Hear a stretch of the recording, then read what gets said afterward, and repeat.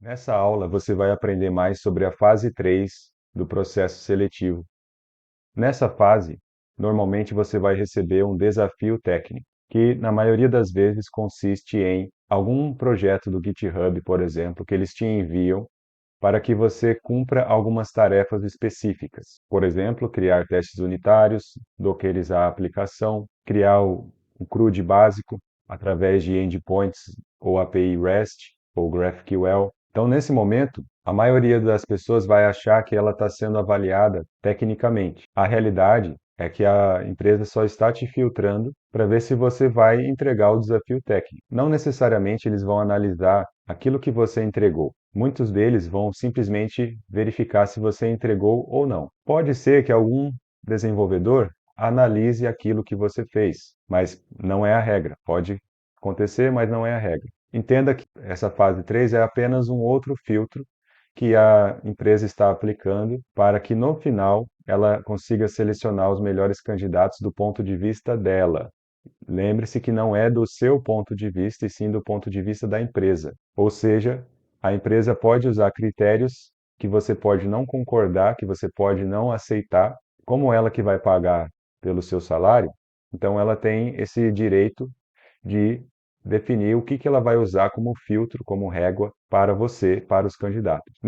Nessa fase 3 também é importante que você use ferramentas como o ChatGPT ou Gemini, entre outras, para concluir da melhor forma esse desafio técnico. Não caia no erro de tentar fazer tudo sozinho e a partir da sua memória, a partir da sua cabeça, porque você vai tomar muito tempo seu e, no final das contas, pode nem ser avaliado de fato o que você fez. Então, ganhe tempo e seja inteligente, busque soluções que já funcionam no mercado, aplique elas no desafio técnico que você recebeu. Esse desafio técnico ele pode ter um prazo para ser entregue. Nesse caso, você está no melhor cenário, que basta você desenvolver a solução com os requisitos que eles pedirem na descrição do projeto no GitHub e pronto. Você já conseguiu se candidatar em mais uma fase, na fase 3, e isso vai ser avaliado por alguém e verificado se você passou ou não. Lembre-se que critérios são deles, não é o seu critério. Pode acontecer também que o desafio técnico seja ao vivo. Nesse caso, entra aquilo que a gente falou na fase anterior da entrevista técnica. É uma mera questão de decorar o máximo de soluções e de estudá-las previamente. Se você se deparar com um desafio técnico que você não encontrou durante a sua fase de preparação, significa que você deu azar. Porque, mesmo que você seja um excelente profissional tecnicamente, esse tipo de desafio não vai avaliar a sua competência técnica, e sim o quão bem você decorou as soluções previamente. Se você cair num cenário em que você tem que codar ao vivo, se você não treinou aquele cenário anteriormente, provavelmente você vai passar vergonha e não vai passar, independente do seu nível de experiência e senioridade. Eu já vi profissionais com mais de 15 anos de experiência que tinham entregado resultados incríveis nas empresas que eles trabalharam, não conseguir passar em desafios técnicos, entre aspas, simples e fáceis. Tudo porque eles não tinham treinado previamente e confiavam demais em si mesmos. Lembre-se que essa fase técnica das entrevistas, tanto a entrevista técnica quanto o desafio técnico, de novo é um desafio de quem decorou mais soluções, de quem tem na memória mais soluções para usar ao vivo. Então, nessa fase 3, você tem essas duas possibilidades: receber um desafio técnico,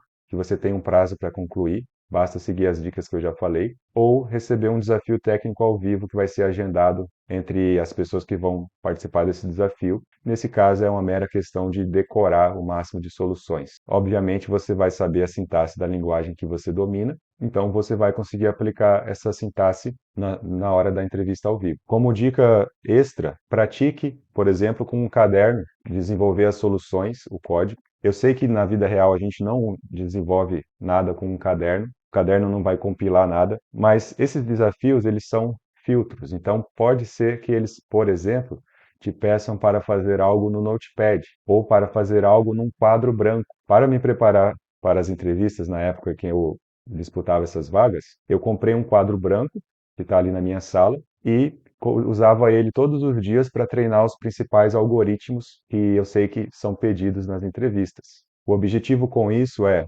forçar o seu cérebro a decorar e levar a sério essas soluções de modo que ele memorize. Então, tanto escrevendo no quadro branco, como também no seu caderno ou no Notepad sem a IDE, isso vai te ajudar enormemente na hora da entrevista técnica e do desafio técnico, porque, relembrando, é uma mera questão de memorização.